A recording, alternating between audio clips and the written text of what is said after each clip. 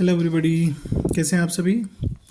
देखिए, आज हम कक्षा 10वीं की जो हमारे एनसीईआरटी की मैथ्स है उसके चैप्टर 4 में एक्सरसाइज 4.3 इसका पहला प्रश्न करेंगे। क्या कहता है प्रश्न, निम्नलिखित द्विघात समीकरणों के मूलों की प्रकृति ज्ञात कीजिए और यदि मूलों का अस्तित्व है तो उन्हें भी ज्ञात कीजिए। तो देखिए, मूलों की प्रकृति ज्ञात करने के लिए क्या होता है कि जो विविक्तकर होता है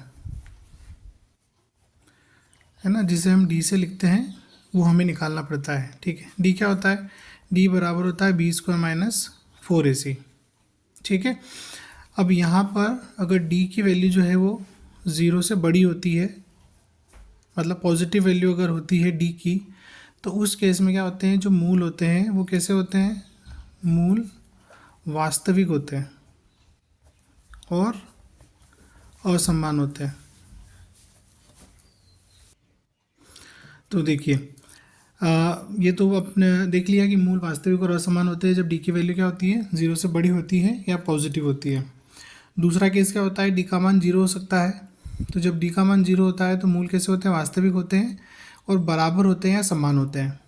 ठीक है, मतलब दोनों मूल एक जैसे मिलते हैं आपको इस स्थिति में, इस कंडीशन में।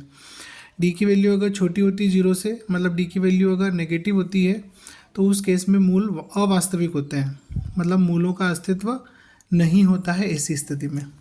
ठीक है, तो देखिए यहाँ पर हम क्या करेंगे, जो भी समीकरण हमको दिया हुआ है द्विघात समीकरण, उसके लिए विविक्तकर डी की वैल्यू निकालेंगे। ठीक है ना, तो देखिए यहाँ पर हम ax² + bx + c बराबर 0 से क्या करेंगे,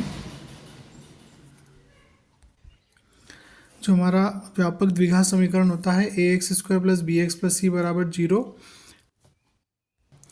इससे हम दिए गए समीकरण की तुलना करेंगे। तो ये आपको मिला, a की वैल्यू क्या मिलेगी, 2 मिलेगी, b की वैल्यू -3 और c की वैल्यू +5। ठीक है, अब यहाँ पर हम विविक्त कर d लिखेंगे, तो d बराबर b² - 4ac। अब इसके लिए d बराबर b की वैल्यू रखेंगे आप, तो -3 का स्क्वायर -4, a की वैल्यू 2 और c की वैल्यू 5। ठीक है, -3 का स्क्वायर होगा 9 माइनस ये हो जाएगा 40।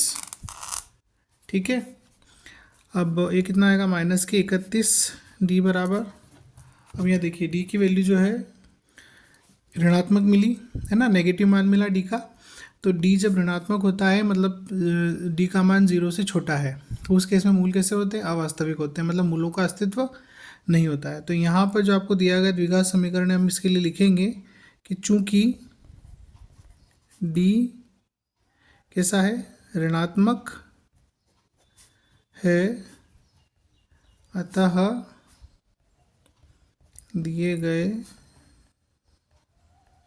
द्विघात समीकरण के मूलों का अस्तित्व नहीं है ना, तथा मूल कैसे हैं, काल्पनिक है, या जिसको हम अवास्तविक कहते हैं। हमारी किताब में अवास्तविक शब्द का उपयोग किया गया है, तो अवास्तविक है ना। तो ये पूछा था कि मूलों की प्रकृति ज्ञात कीजिए, तो मूलों की प्रकृति कैसी है, अवास्तविक है। ठीक है, तो आशा करता आपको समझ आया होगा। ये इसका पहले का पहला प्रश्न है, इसका दूसरा प्रश्न हम नेक्स्ट वीडियो में करेंगे। Thanks for watching. वीडियो को लाइक करें, चैनल को सब्सक्राइब करें, मुझे सपोर्ट करें। Thank you.